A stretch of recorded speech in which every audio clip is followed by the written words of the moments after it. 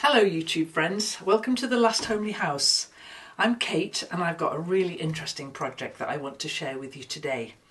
I've been slightly obsessed, I think is the right word, with indigo. We've been dyeing some indigo, my daughter-in-law Anna and I, making quilts with it, making all sorts of other projects, and there's still some left.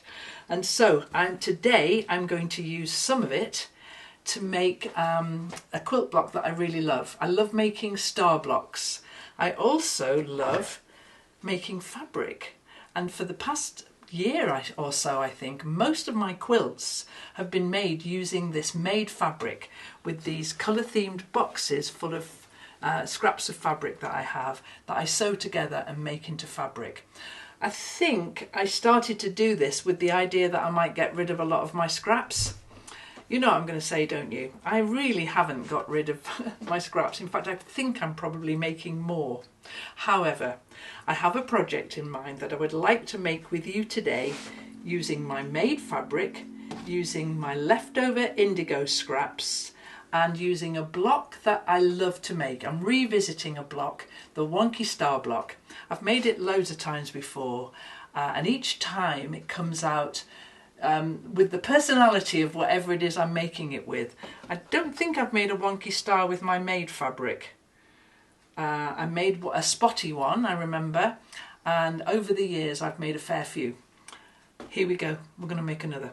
They're very easy to make. It's a nice block. It has a big impact, and which I love, but it's a really easy block to make. So I'm making mine today with 4-inch squares. And I'm going to show you exactly how I'm making it. I've got a little bit of yellow that I've made here, and I'll just start away I think and make this. So I've got 4 solid squares of indigo which I'll put on my machine here. So the component parts you need, it's a 9 patch block. I've got 4 of my background fabrics here, and I need one piece that is the middle, and so I'll cut that one. I'll select it quite carefully so it looks lovely. It's a 4-inch square I need. That looks about lovely there, so that'll be perfect for the middle. Yeah, that's lovely.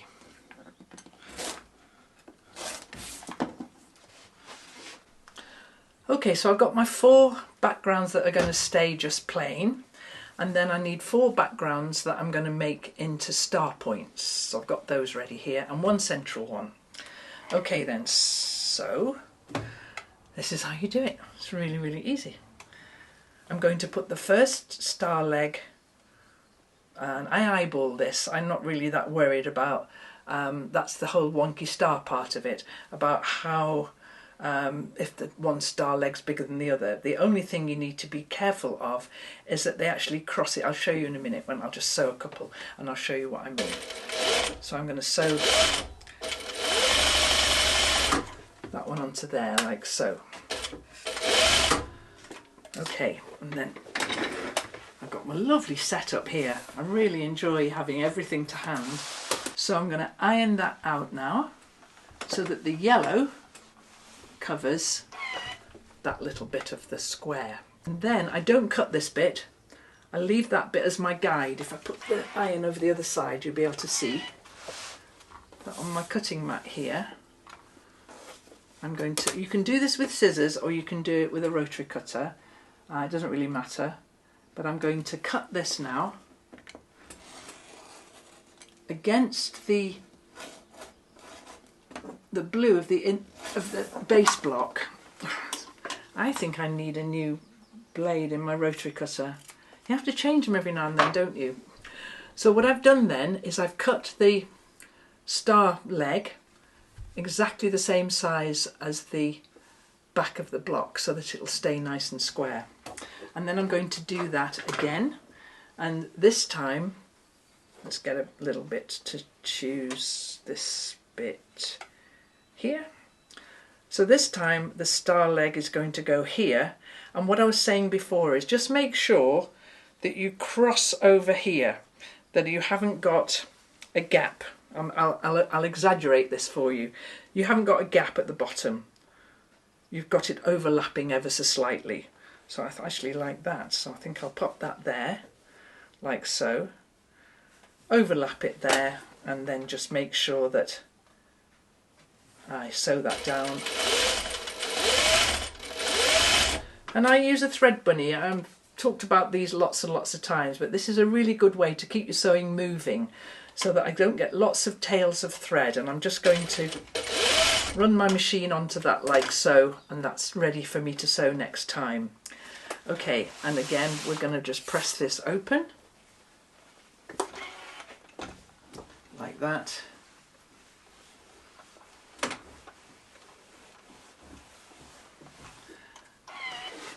And then cut this carefully here. I mean, again, I say you can do it with scissors, you can. Maybe as my rotor cutter blade's a bit dull, maybe I should. That's not too bad.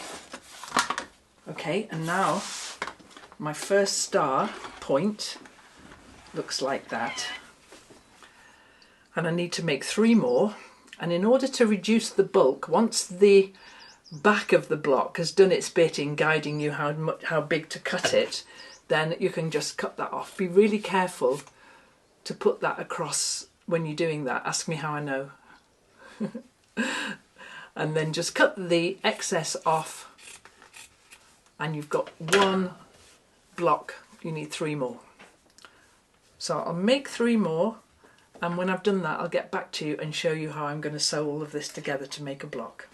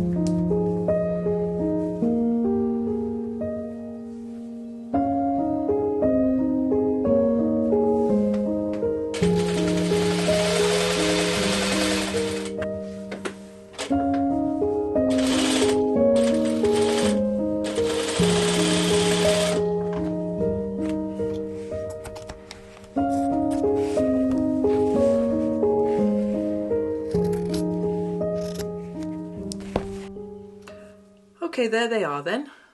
The outsides there, the star points there, and the middle one, and all that together will make a beautiful star. So I'm going to sew this together in that way that I like to web them, which keeps everything in the same order. Okay, so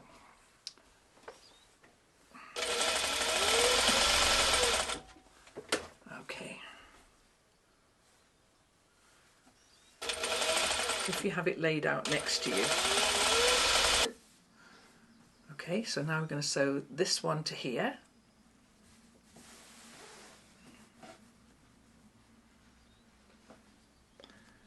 Line it up carefully.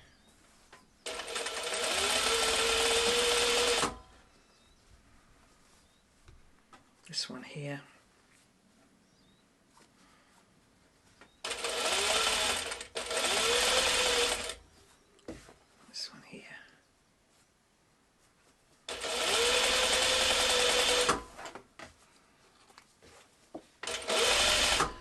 Now you can press these if you like, or you can just go ahead and sew them and make the nesting happen with your finger and thumb. So I'm going to put those two together and they nest beautifully like that. And I'm just going to make sure that one seam goes one way and one seam goes the other. But it's not the end of the world if they don't. Just don't show anyone. Quilt police. Look away now. Let's get them the right way. There we go.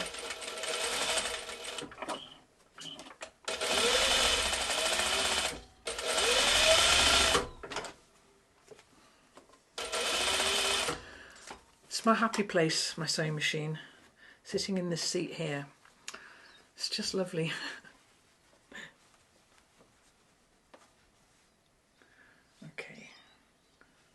those up nicely. And because you've webbed them, those two naturally just want to line up.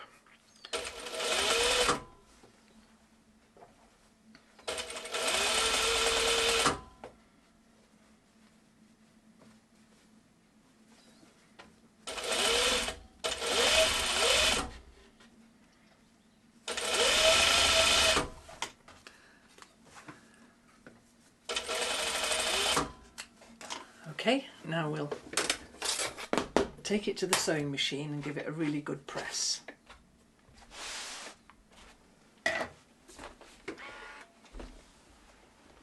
Ah, lovely.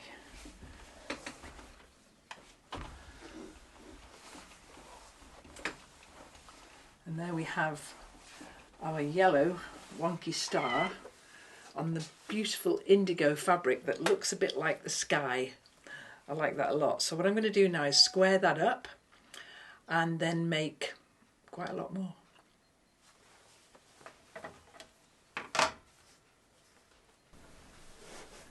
So there's the first one I made, and then I made all these other ones, all with my made fabric and this beautiful indigo that looks a bit like the sky.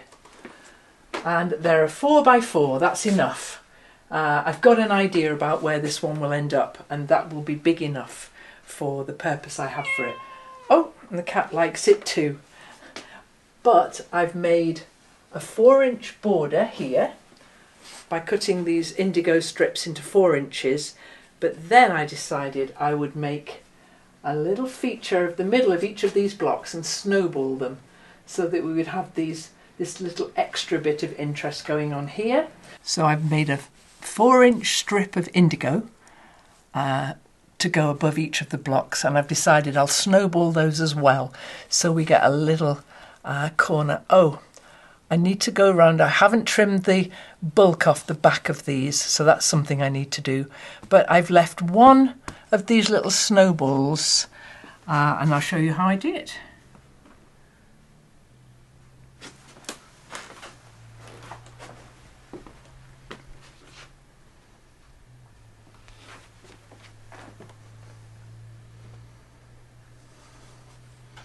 This one needs its little corner putting on, so let's go and do that now. So I just need to put a corner of this fabric, and I've just got a little scrap here left over from what I was doing, and it just needs to go sort of there, but I've got to measure. I cut a little piece of card the size I need it to be, and I've got my chalk pencil.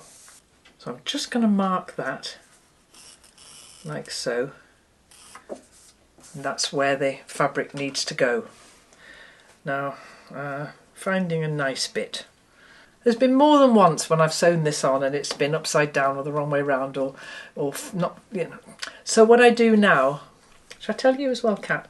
What I do now is I place it on, sort of eyeballing where I know I need it to be, and then I flip it over because I know that that's how I need to. I mean, forgive me if I'm telling you this and you already know how to snowball your corners, but I've got it wrong often enough that I think it's probably worth pointing that out. Okay, little stitch along there. And now what I'm going to do is iron that out, give it a good press, and on this side I'm going to cut, just like I did with the squares, I'm going to cut against my indigo fabric, and then once it's square, I'll show you. So I'll just iron that out like so, and then this is the bit that needs to be cut off. And then I've got another of my corners. Line it up carefully.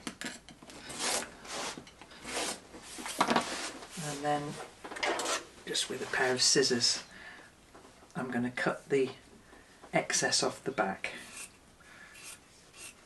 And there's the last one that can go in place there now.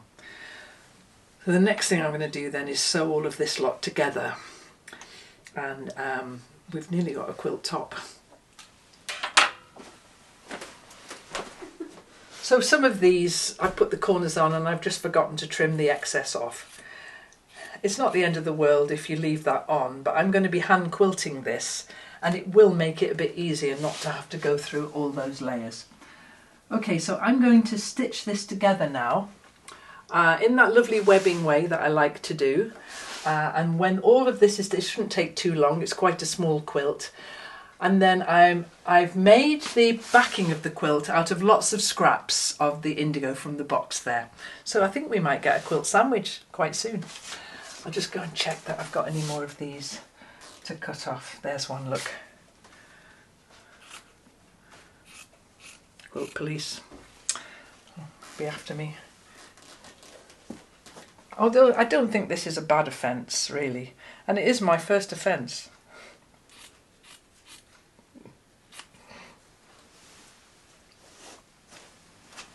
Oh look, everywhere I look there's another one.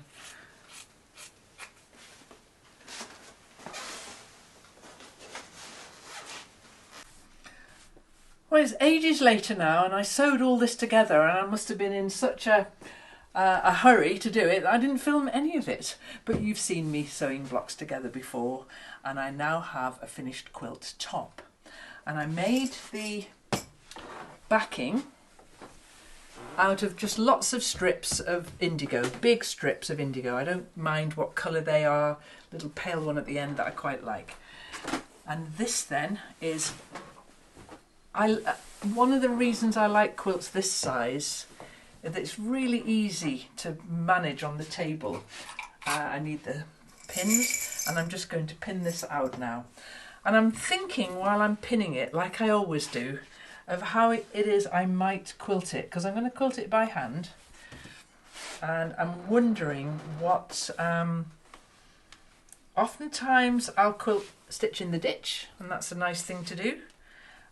Sometimes with stars what's nice is to go right through the middle of them like that.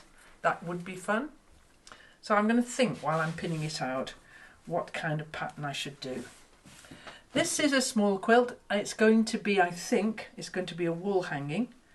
I think. I've got an idea about where it might go. So depending on how it turns out, we'll see if that idea works. I also think I'm going to quilt it with red thread. I finished a quilt recently using this indigo over on Patreon, which is, well, it's a big quilt which I also might hang on a wall, but I quilted that in red thread, and the red and the blue, they look really good together, really good. So I think that might be what we continue to do on here. So I'm just going to pin this out then, smooshing as I go, the quilter's smoosh, and then we'll have a think about the other thing I'm having a think about is the binding as well. Because just lately I've done a couple of facings on quilts instead of bindings, which can look really lovely. But with this one I think it might just get an indigo blue binding. I think that's what I might do on this one. Okay, I'm pinning this out, oh I don't know, it says a hand's width apart, that's a very big hand. I'm just pinning it out at regular intervals.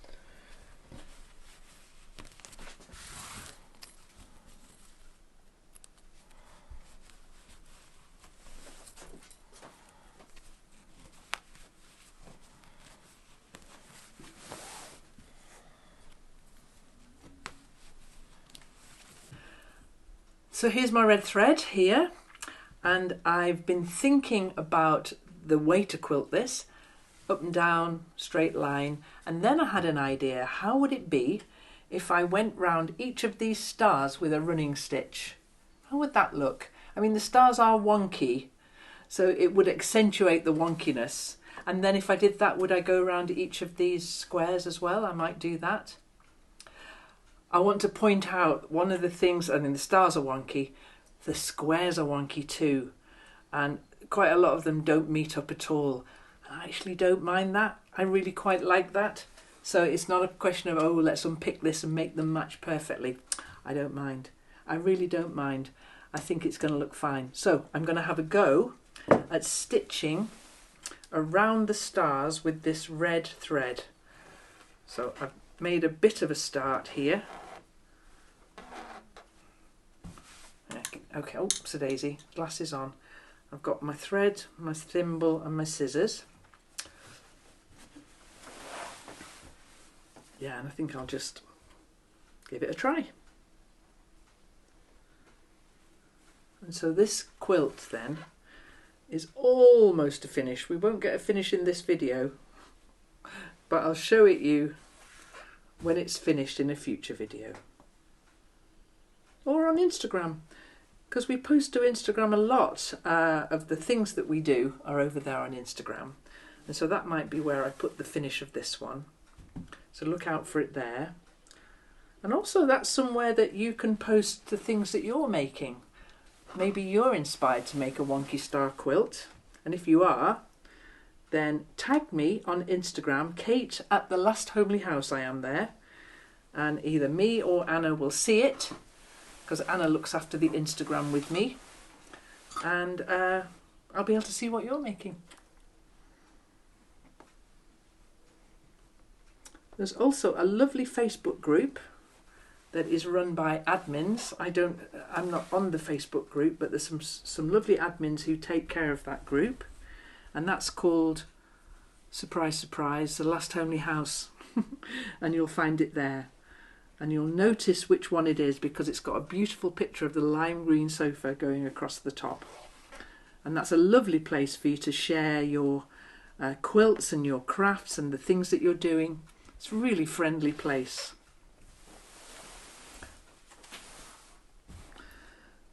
So social media can be a wonderful place when it's used like that.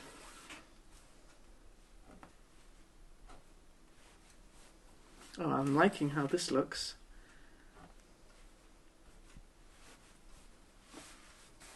Yeah, this is how I'm going to do it, I think.